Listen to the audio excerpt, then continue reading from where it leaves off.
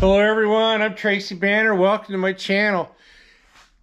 Last month in 2024, I promised I'd start showing some video of working on the 8000 Ford tractor. This one, it was 1971, 72, and I showed previously some footage of it working on the PTO, but I'm going to get into it slowly. Now, also, I appreciate the comments that I got for the last video on the history of acetylene and welding for acetylene. I am working on getting some things gathered up and making video for that. Thank you for the comments. And we're going to start off with doing that. I'll be flip-flopping back and forth, working on showing this tractor and doing some welding and working towards the history of welding. So enjoy the video. We'll get started right now. The 8000 Ford tractor that I've been working on. I repaired the hydraulics for the PTO, the clutch, as you've seen in it earlier. And I got another problem after I was running it. It sat too long for many years, but we got an oil leak in the rear main seal. And it's as hard to get to, if not harder. So I gotta take all the sheet metal off. I gotta get this rack that holds the muffler, the intake, and the oil reservoir for the power steering and the brakes. This whole unit has a frame that needs to come off. Well, these two bolts right here is what's holding me up. And those two bolts go to the muffler coming off the manifold. I'm not sure what's going to happen, but what I'm going to do is I'm going to tack weld a nut. If you can see that. I want to tack weld that nut onto the top of that bolt head from down. There's a shine in there. Tack weld that on there, and then gonna have to warm up the housing and see if I can get that bolt out of there, and then I'll be able to take it apart. The muffler's not in that bad a shape. I'd say, you know, it's like 30 or 40% of it's decent. It seems to be solid. It's not rusted out yet, so I'm gonna try to save it. So that's what we're gonna work on right now, and hopefully I can set you up here where you can see me do a little welding here. It's gonna be tight, that's for sure. Like I said, we're just tacking it down on the inside. Something to get a hold of it, because I can't get a wrench on here right now. It's all rounded off, it's old, rusted out. See what we can do. I decided to take that heat shield off of the frame. There was not enough room to be able to weld, see what I'm doing. So off it goes. Okay, getting ready to weld. I'm going to put the ground clamp right on that nut that's sitting on top of that stud that twisted off, or, well, the hex on it had rounded off.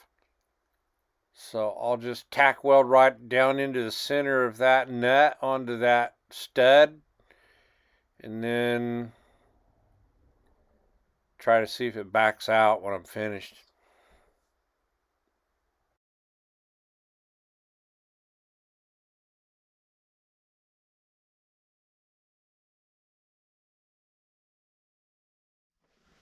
I couldn't get it to move any after warmed it up some more. It's old. It's in there good. So what I'm going to do, the flange of the muffler that's bolted down to the manifold, I want to grind it on the outside edge right here. I want to grind it until I see a bolt. And that will give me access of the material being removed so that I can get some penetrant down in there and try to get it warming it up and letting it cool down, warming it up, letting it cool down, so that penetrant gets a chance to seep down in there and loosen up some of that rust, weakening it down in there. I think that's what it's called.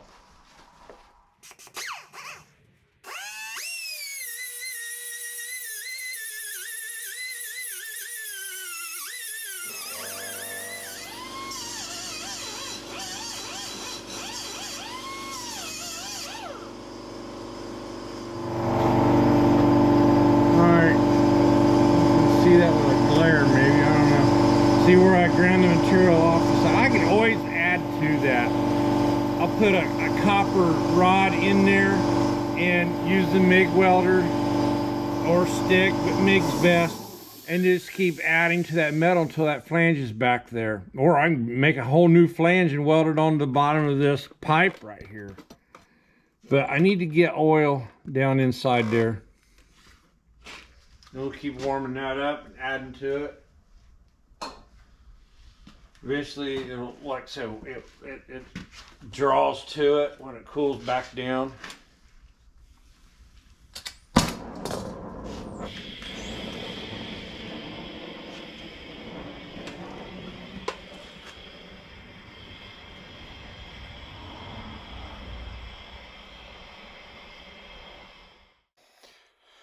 All right, I finished warming that up. I just heated up the housing of the manifold. I didn't heat up the flange. I just heated up below where the studs down in the manifold, and putting this liquid penetrant on it. Let it cool down. All right, now I'm trying to give it a little bit of a magic. Putting the penetrant oil on there and tapping the top of it, helping it vibrate so that it wicks down into the threads, help loosen that rusty stud stuck in that manifold.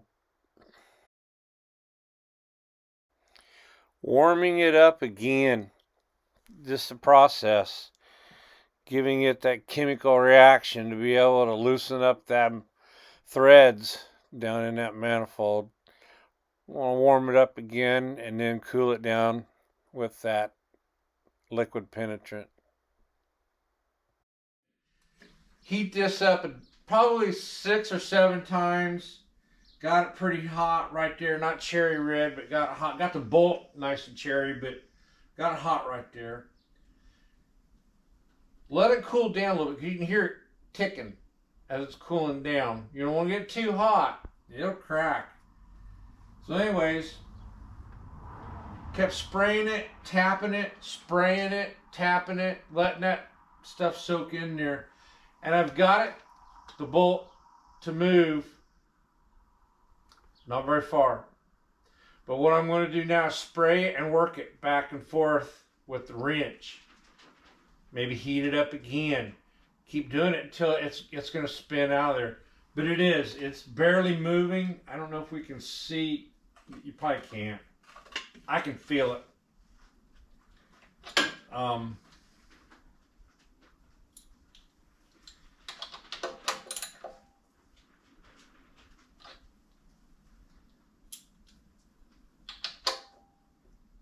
It's just that if you can feel it through the wrench.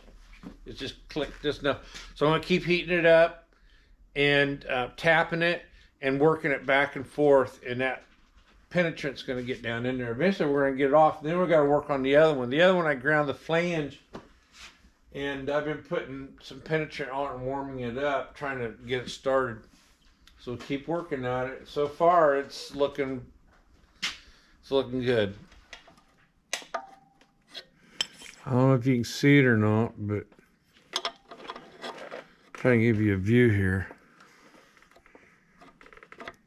It's just working. It's just barely moving back and forth. I get the wrench up high enough you can see where it's moving. It's just barely moving. It's moving. That is so promising. Anyways, like I said, we'll just keep spraying it and working it back and forth, and what it is, that oil just keeps penetrating down in there. I don't want to twist it off, but it's moving. Like each time you do it, it keeps getting better. Putting a little pressure to it. I don't think I'm putting more than probably 20 foot-pounds of torque on it.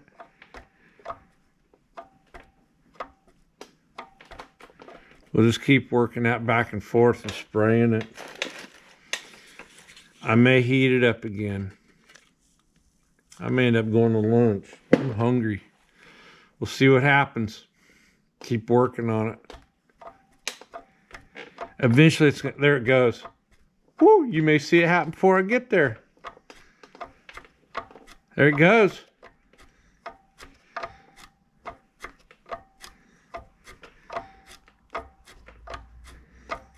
Let's get some more. Man, it's almost ready to turn all the way. There it goes.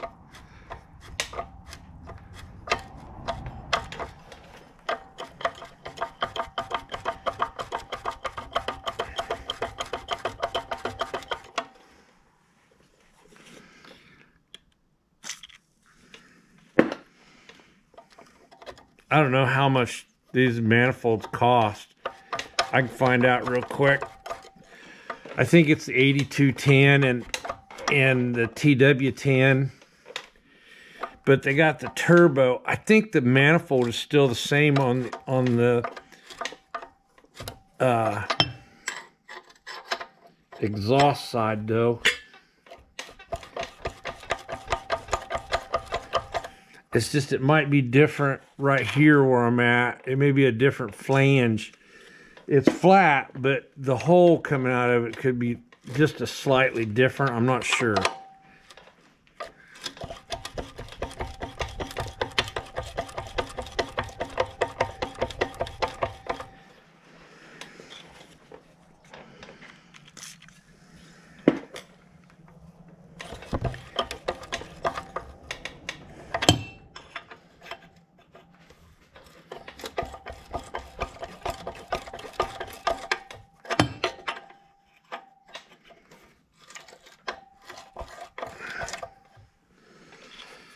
This one's good. Like I said, later I'll get some copper, a rod. You can get that stuff about anywhere to the side and make it the size I want it. And just weld where that bolt is, and it won't penetrate the copper, and it'll make me a hole. And then I can take the die grinder and do what I need to do so that it's the hole's the right size, and it's, you know, there's no mismatched areas. I can check and see there's no porosity and grind it. It's coming out. So there you go. The stud is loose, and we can start working on the other side. So there you go. We got one started. All right, it might be hard to see, but I've been at it for hours trying to get this one. This one's loose. I can turn this by hand. I got it loose. This one, it broke off just above the manifold. The muffler will come off in this rack now. So what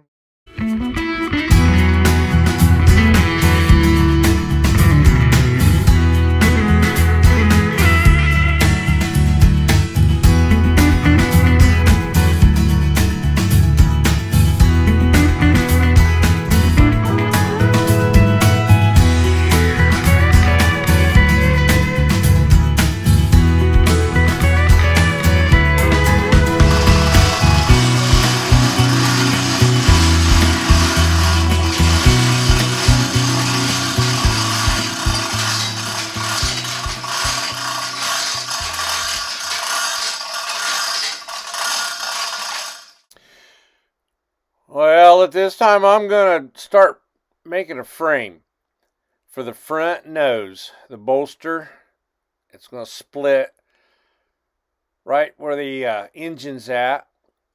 And I'm going to have to, I know it looks like maybe something somebody else would not do, but when I get it apart, I do not want that front end to toddle over forward and mess up anything. So I've got dolly casters on the bottom, in the front, and in the back. And I do understand they do make a track system, or you can do it that way, where the track is the same all the way back to the transmission and everything slides out. But I just went ahead and built it this way, and it worked out really good. I notched all the angle irons so that it makes a nice clean fit at the corners, and then welded everything up, and then also put in angle braces and braces in the bottom so that it does not want to squat outward. Well, it's the next day, and I finished up this bracket as best the way I can see of doing it. Got a knee brace in it going across it. It's bolted up here twice across the top here. I'm going to have to cut some of this apart when I take it apart, but this part's done. And then next I have to worry about a bracket that's going to be bolted on here and goes down. And there's 2 pins in the bottom here, right here. It's not really a good spot, but I've seen somebody putting blocks under here, but I still want to be able to keep it from rocking back and forth, the transmission rolling, even if you use wheel chocks. So I'm going to put a bracket here that goes down, and then a support side to side, and then an X brace in it, and then going back and going under here underneath the transmission box it like I did up front, and make it so I can get a bottle jack in here in case I need to pick this up or down to line it back up when it comes time. I may not do that. I may just block it and leave it. Because what has to happen is the nose of the tractor has to come off first, and then this has to be supported before the nose comes off, of course. And take the nose of it off, and then while this is supported, I can take the engine off. And the reason I have to do that, separating the tractor twice, is because the oil pan, in order to get it off, the nose has to come off this tractor. That's the only way I can get to that oil pan. Some tractors, you can take that oil pan right down and you can get to the underneath the motor without taking the nose of it off. I know my Case 930's that way. I've separated it before to replace the clutch. But this one's a little bit more intense. And while I'm at it, I may take that front cover off and all the pulleys. Pull all the pulleys off that front cover off the timing chain. Not the whole, it's just the bottom. There's not a chain there. They're all gear driven. The timing runs off of splined gears and gear to gear. But that front seal, I don't want to have to split this tractor again. I don't think there's over 2,500 hours on this motor. It's running really good. It just sat for a while and it needed to be ran. We ran it one summer for probably 10 hours, 20 hours tops. And it ran good. It smoked a little bit at first when you take off, but eventually it started running really good and clean. Need to do some more diagnostics on it when it's running, making sure that it's getting plenty of fuel and making sure it's not too lean. But so today I'm going to try to finish starting this bracket right here.